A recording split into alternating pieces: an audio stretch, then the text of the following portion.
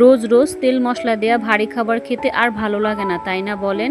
আজকে আমি দেখাবো খুব সহজে হেলদি একটা ব্রেকফাস্ট বা বিকেলের নাস্তা যেটাই বলেন, যেটা বানাতে লাগবে ঘরে থাকা মাত্র 2টা উপকরণ আর 1 ফোঁটা তেলও কিন্তু লাগবে না। এত কম উপকরণে এত নরম আর মজাদার নাস্তা পেলে আপনি নিজেই কিন্তু অবাক হয়ে যাবেন। চলুন তাহলে দেরি না করে দেখে নিই আজকের রেসিপিটা। কি কি উপকরণ লাগবে সেটা আপনার স্ক্রিনে দেখে একটু বুঝে নেবেন। আসসালামু আলাইকুম, সবাই কেমন আছেন? আফরোজা কুকিং রেসিপি চ্যানেলে আপনাদের সবাইকে স্বাগতম। আশা করছি যে যেখান থেকে আমার ভিডিও দেখছেন সবাই ভালো আছেন, সুস্থ আছেন। আমি আজকে আপনাদের জন্য হেলদি একটা ব্রেকফাস্ট বা বিকেলের নাস্তা যেটাই বলেন, দারুণ একটা নাস্তা রেসিপি নিয়ে কিন্তু হাজির হয়েছি। আমি এই নাস্তাটি তৈরি করেছি একদম তেল ছাড়া, 1 ফোঁটা তেলও কিন্তু ব্যবহার করিনি। আমি আজকে আপনাদের জন্য হেলদি টেস্টি বা নাস্তা রেসিপি বা টিফিন রেসিপি নিয়ে হাজির হয়েছি। এই গরমে তেল মশলা ছাড়াই কিন্তু ঝটপট 2টা উপকরণে নাস্তাটা কিন্তু আপনারা তৈরি করে নিতে পারবেন। এখানে দেখতে পারতেছেন নাস্তাটা বানানোর জন্য আমি এখানে বেশ কিছুটা আম ব্যবহার করতেছি। এখানে কিন্তু আমি পাকা আমটা ব্যবহার করতেছি। অবশ্যই আজকের নাস্তাটা বানাতে কিন্তু পাকা আমটাই ব্যবহার করতে হবে। তো এখানে আমগুলো কিন্তু ভালো করে আমি আগে থাকতে ধুয়ে একদম রেডি করে নিছিলাম।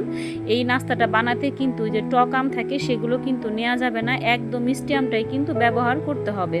তো এখানে দেখতে পারতেছেন আমগুলো আমি ভালো করে ধুয়ে একদম পরিষ্কার করে নিয়েছি। এখানে দেখতে পারতেছেন বন্ধুরা একটা ব্লেন্ডার জগ নিছি, সেই সবটুকু কেটে রাখা আমগুলো ব্লেন্ডার জগের ভিতরে আমি দিয়ে দিলাম। এখন এই সবগুলো আম আমি ব্লেন্ডার করে নিব। তো আপনাদের সবার কাছে একটা ছোট্ট রিকোয়েস্ট থাকবে, ভিডিওটা দেখার আগে অবশ্যই লাইক দিয়ে দেখা শুরু করবেন, কারণ আপনাদের একটা ছোট্ট লাইক আমার কাজ করার অনুপ্রেরণা আরও বাড়িয়ে দিবে।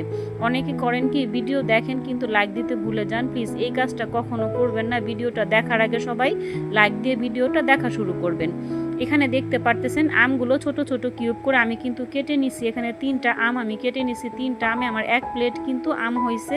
তো আপনারা নাস্তার পরিমাণ অনুযায়ী আমটা কম বেশি করে নিতে পারবেন। সবগুলো আম কিন্তু ব্লেন্ডার জারের ভিতরে আমি দিয়ে দিলাম। আর এখানে 1/2 কাপ ভর্তি করে আমি চিনি দিছি। এখানে চিনির পরিমাণটা আপনারা কম বেশি করে নিতে পারবেন। আমি নাস্তার পরিমাণ অনুসারে আমি 1/2 কাপ চিনি দিলাম। তো এখানে দেখেন সবগুলো আম কিন্তু আমার ব্লেন্ডার করা হয়ে গেছে। আমগুলো এমনভাবে ব্লেন্ডার করতে হবে যাতে কোনো ছাকা ছাকা অংশ না থাকে। এখানে দেখতে পারতেছেন আমের মিশ্রণের সাথে কিন্তু 1 কাপ ভর্তি করে আমি ময়দা দিলাম। তারপর 1/2 কাপ আমি ভেজা চালের গুঁড়ি দিলাম। এখানে আমি ভেজা চালের গুঁড়ি ব্যবহার করতেছি, আপনারা চাইলে শুকনা চালের গুঁড়ি ব্যবহার করতে পারবেন। এখানে দেখতে পারতেছেন বন্ধুরা আমি কিন্তু 1/2 চামচ ভর্তি করে এখানে বেকিং পাউডার দিলাম। এখানে কিন্তু অবশ্যই বেকিং পাউডার দিতে হবে, কোনোভাবে কিন্তু বেকিং সোডা ব্যবহার করা যাবে না। এখন সবগুলো উপকরণ ভালো করে একটু মিশিয়ে দিতে হবে। এমনভাবে মিশাতে হবে যাতে সবগুলো উপকরণ একসাথে খুব সুন্দরভাবে মিশে যায় আর একটা ক্রিমি ভাব চলে আসে।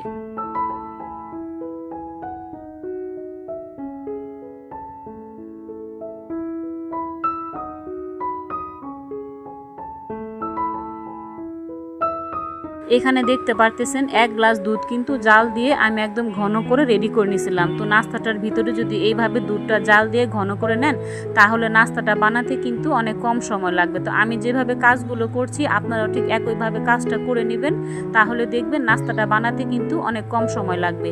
তো এখানে দেখে বুঝতে পারতেছেন দুধটা আমার কি পরিমাণ ঘন করে জাল দিয়ে নিছিলাম। তো এখানে সবটুকু দুধ আমি একবারে দিব না, যতটুকু লাগবে আমি ঠিক ততটুকুই দিব।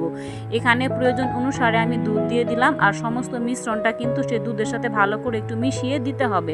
আপনারা দেখে একটু বুঝে নেবেন। আপনারা যারা আজকে প্রথম আমার চ্যানেলটি ভিজিট করতেছেন, মানে আমার ভিডিওটা আজকে প্রথম দেখতেছেন, অবশ্যই আমার চ্যানেলটি সাবস্ক্রাইব করে দিয়ে আমার পাশেই থেকে যেতে পারেন।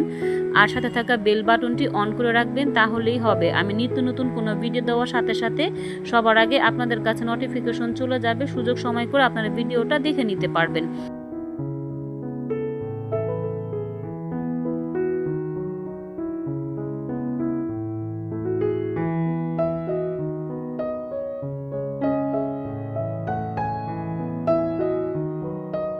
যারা সকালে একদমই ব্যস্ত থাকেন, নাস্তা বানাতে সময় পান না বা বিকেলে নাস্তা বানাতে সময় পান না, আপনারা কিন্তু একবার হলেও রেসিপিটা বাসায় ট্রাই করে দেখতে পারেন, অনেক ভালো লাগবে। আর এটা স্বাদের কথা আমি আপনাদের বলে কিন্তু বোঝাতে পারবো না।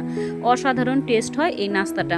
খুব সহজে আর ঝটপটভাবে কিন্তু এই নাস্তাটা কিন্তু বাসায় বানিয়ে নিতে পারবেন। এই নাস্তাটা কিন্তু একবার বানালে কিন্তু বারবার বানাতে মন চাইবে। আর খুব সহজে ঝটপটভাবে কিন্তু নাস্তাটা আপনারা বানাতে পারবেন, এতটাই টেস্টি হয় এই নাস্তাটা। তো দেখে বুঝতে পারতেছেন এখানে সমস্ত মিশ্রণটা আমি কিভাবে করে মিশিয়ে নিচ্ছি, ঠিক এইভাবে করে মিশাতে হবে।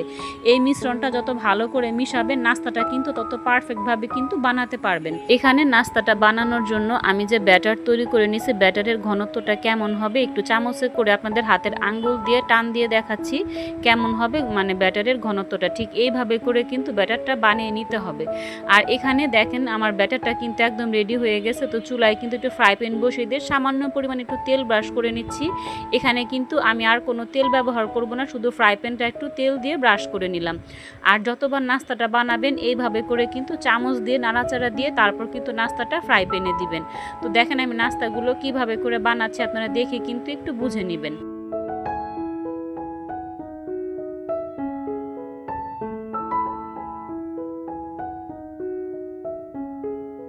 এখানে দেখতে পারতেছেন ওই চামচ দিয়ে কিন্তু আমি এক হাতা ব্যাটার কিন্তু দিয়ে দিলাম। তো এক চামচ ভর্তি করে ব্যাটার কিন্তু আমি দিয়ে দিলাম। তো আপনারা কিন্তু এক চামচ বা এক চামচের বেশি কিন্তু ব্যাটার দিতে পারবেন, সেটা হচ্ছে আপনাদের ইচ্ছা। তো দেখেন আমি কিন্তু পরিমাণ মতো ব্যাটার দিয়ে সেই চামচ দিয়ে কিন্তু একটু ছড়িয়ে দিলাম। আর দেখতে পারতেছেন নাস্তাটা কিন্তু অসংখ্য ছিদ্রযুক্ত নাস্তা কিন্তু তৈরি হচ্ছে। তো দেখেন দেখতে কিন্তু মাশাআল্লাহ কত সুন্দর হয়েছে। তো এইভাবে করে কিন্তু সবগুলো নাস্তা কিন্তু আমি ভেজে নিব।